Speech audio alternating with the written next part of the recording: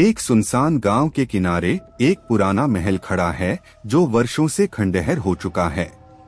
गांव के लोग महल को आत्माओं का महल कहते हैं क्योंकि वहां अजीब घटनाएं होती रहती हैं। महल के बारे में कहा जाता है कि वहां एक भूतनी रहती है जिसका नाम चंद्रिका है। चंद्रिका एक जादूगरनी थी जिसे गांव वालों ने कई साल पहले मार दिया था। एक रात 3 दोस्त राज, मोहन और सुमित महल की ओर जाने का फैसला करते हैं।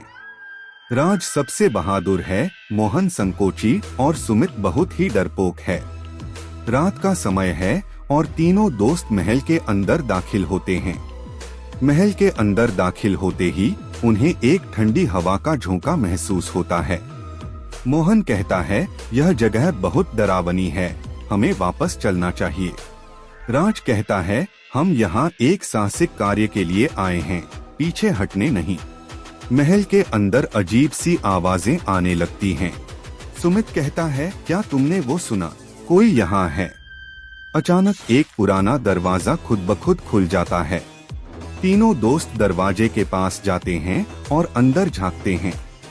अंदर एक बड़ा सा खाली कमरा होता है जिसमें सिर्फ एक पुरानी तस्वीर लटकी होती है।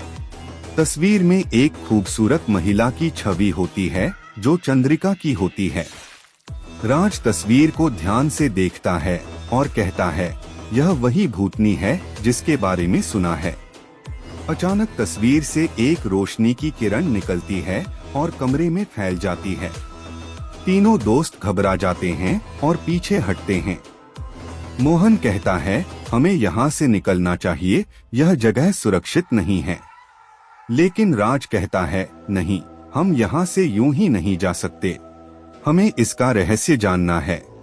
वे कमरे के दूसरी ओर जाने का फैसला करते हैं। रास्ते में उन्हें एक पुराना पुस्तक मिलता है जिसमें काले जादू की विधियां लिखी होती हैं।